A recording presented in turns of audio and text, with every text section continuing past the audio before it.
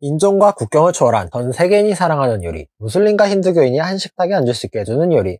닭 시리즈 두 번째 이야기. 오늘의 주제는 바로 프라이드 치킨입니다. 여러분들은 치킨 하면 무엇이 먼저 떠오르시나요?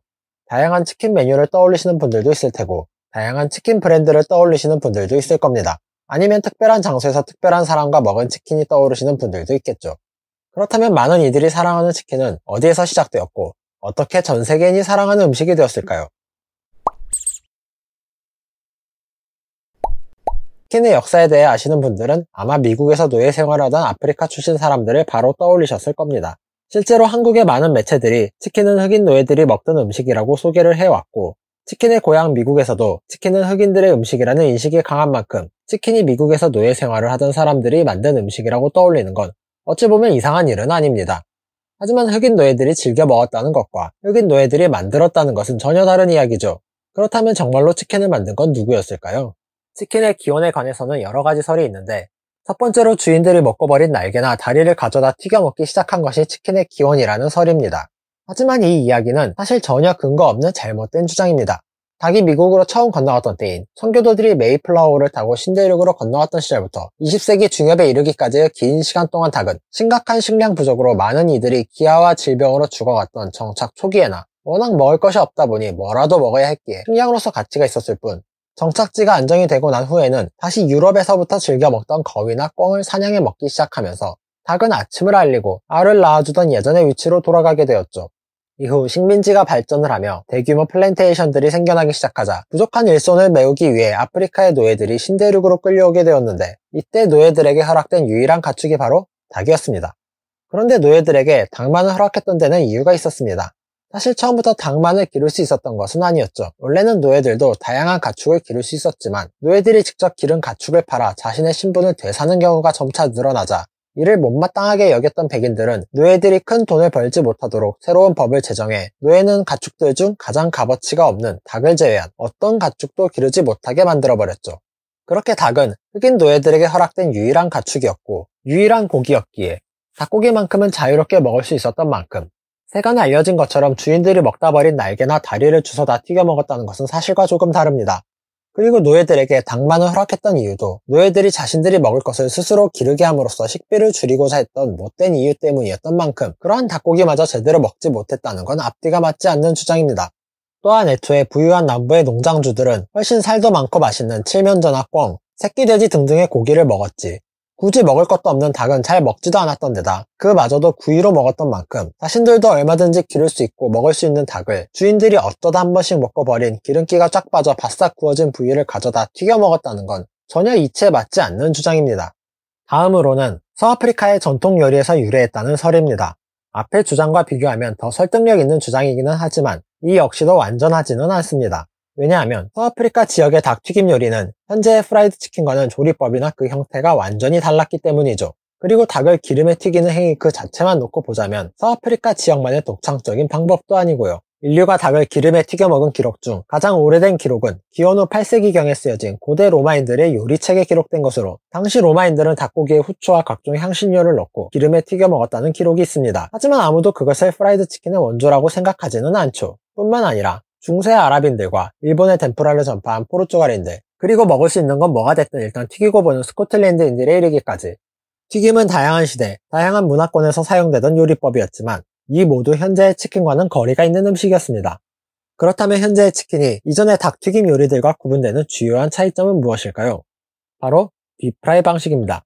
기름을 살짝 두르거나 반만 잠기게 해서 튀기던 기존 요리법들과는 전혀 다른 이 특징이 바로 프라이드 치킨만의 독창성이고, 기름에 담그지도 튀김옷을 입히지도 않던 서아프리카식 닭 요리가 치킨의 기원이라고 하기에는 그 형태가 매우 다를 뿐만 아니라 어떻게 영향을 주어 이러한 형태의 우리가 알고 있는 치킨이 탄생하게 되었는지에 대한 인과관계를 증명할 근거도 없으니까요. 그렇기에 치킨이 서아프리카의 전통 요리에서 유래했다고 보기에는 무리가 있습니다. 또 다른 의견으로는 미국 남부에 정착했던 스코틀랜드계 사람들에게서 전파된 튀김옷을 입히는 방식에 자신들에게 익숙한 서아프리카식 향신료를 곁들여 탄생한 게 바로 현재의 치킨이라는 설입니다. 이 세 가지 주장 중 가장 설득력 있는 주장이기는 하지만 여기에는 한 가지 오류가 있습니다.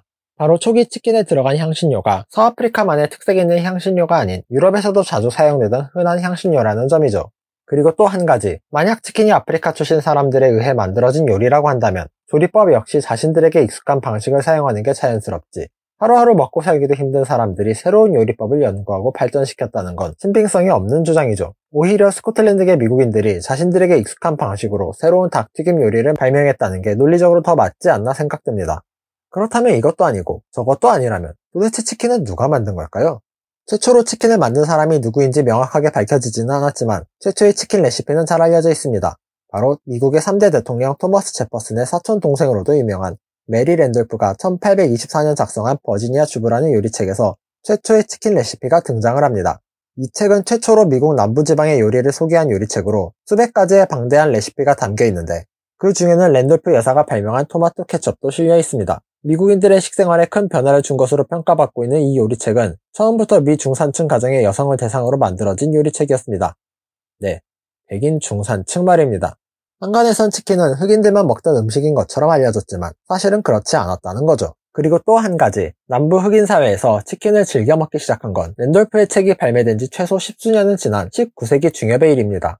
물론 이 책에 수록된 모든 레시피가 다 랜돌프의 발명품은 아니고 여러 요리들을 연구하는 데 있어 주방에서 일하던 노예들의 도움이 컸을 거라고 추측되고는 있기에 프라이드 치킨을 랜돌프가 만들었다고 명확하게 말할 수는 없지만 튀김옷을 입힌 닭을 딥프라이 방식으로 튀기는 건 이 책에서 처음으로 등장하고 또 그녀의 책이 발매된 이후 많은 흑인들이 그녀의 레시피를 토대로 여러가지 독창적인 치킨들을 만들어낸 만큼 현재로서는 다른 증거가 나오지 않는 이상 최초로 치킨을 만든 건 랜돌프 여사라고 보는 게 합리적인 추측이라 생각됩니다. 그렇게 치킨, 토마토 케첩 등 다양한 요리의 개발로 미 식문화에 지대한 영향을 미친 랜돌프 여사는 그 공로를 인정받아 당시 여성의 낮은 사회적 지위와 군인의 신분도 아닌 민간인임에도 불구하고 알링턴 국립묘지에 그것도 처음으로 묻혔다는 점에 있어 그녀가 미국 식문화에 얼마나 큰 영향을 미쳤는지를 가늠할 수 있습니다. 이렇게 치킨이 세상에 나오게 되었지만 아직은 사람들이 즐겨 찾는 음식은 아니었습니다. 애초에 당시에는 소수의 부유한 집안을 제외한 대부분의 사람들에게 있어 고기는 한 달에 한 번 먹기도 힘든 귀한 식재료였으니까요. 이러한 상황이 바뀌게 된 건 100년도 더 지난 후의 일이었습니다. 아직 미국의 노예제도가 합법적으로 존재하던 시절, 당시 부유층들이 닭고기를 홀대한 데는 이유가 있었습니다. 그 당시 조리법이라고는 오븐에 구워낸 로스트 치킨이나 치킨 스튜 정도가 다였는데 기름기가 쫙 빠진 닭고기는 거위나 칠면조에 비하면 먹을 것도 별로 없고 거기다 소나 돼지, 양고기 같은 훨씬 먹음직스러운 고기를 놔두고 굳이 닭을 먹을 이유가 없었으니까요. 그렇게 외면받던 닭이 본격적으로 변하기 시작한 것은 바로 19세기의 영국을 시작으로 유럽 전역에 퍼진 한 유행 때문이었는데 그 유행은 바로 육종이었습니다.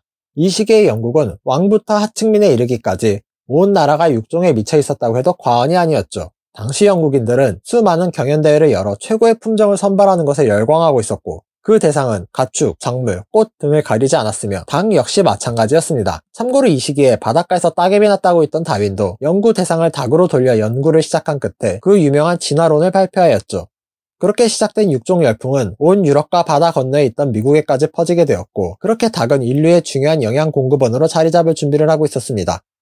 육종 열풍의 시작은 영국이었고 닭 역시 마찬가지였지만 다양한 품종의 닭을 육종해낸 건 영국이 아닌 미국이었습니다. 현존하는 닭 품종의 대부분이 미국에서 나왔을 정도로 미국에서 닭 육종 열풍은 거세게 일었고 칠면조와 같은 닭을 만들어내겠다는 미국 정부의 의지는 큰 가슴을 가진 더 빠르게 자라고 더 많은 알을 낳는 닭을 탄생시켰습니다. 하지만 그럼에도 미국의 농가들은 여전히 닭에게 큰 관심을 두고 있지는 않았습니다. 비록 이전보다 생산성이 더 증가했고 더 많은 수의 닭을 키우고는 있었지만 여전히 농장의 부수입일 뿐이었고 알이 목적이지 닭 그 자체가 목적은 아니었죠.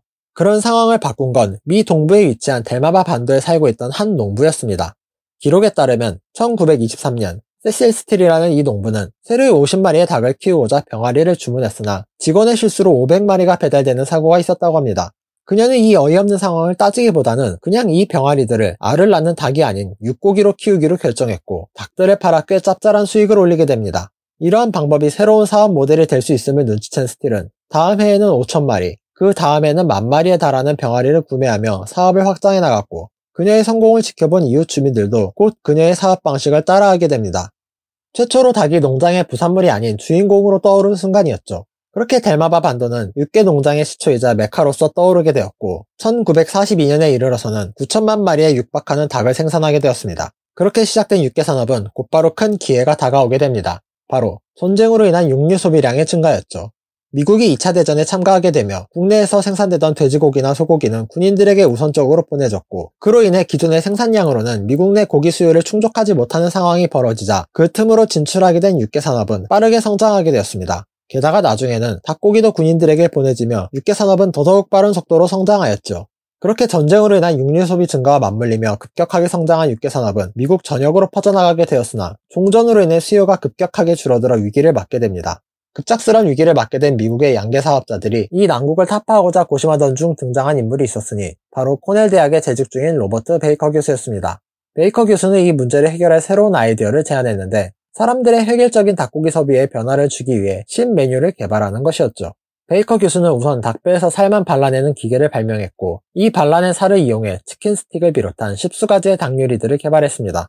뿐만 아니라 자신이 만든 레시피에 특허 신청을 하지 않고 무료로 배포함으로써 미국 가정에서 닭고기 소비를 끌어올리는 데 성공했죠. 이때 발명한 치킨 스틱이 바로 현재의 치킨 너겟입니다. M사에서는 한때 자신들의 발명품이라 주장하기도 하였지만, 베이커 교수의 발명이 더 빨랐다는 반박이 나오자 독자 개발이라는 말로 슬그머니 바꿔놓았다가 현재는 그마저도 뺀 상태입니다. 수천 년간 인류와 함께해왔지만 언제나 식탁에 변두리만을 맴돌던 닭은 이렇게 20세기에 이르러서야 식탁의 주인공으로 등장할 수 있었습니다. 하지만 이 변화가 모두 긍정적인 결과만을 가져오지는 않았습니다. 인류에게도, 닭에게도 말이죠.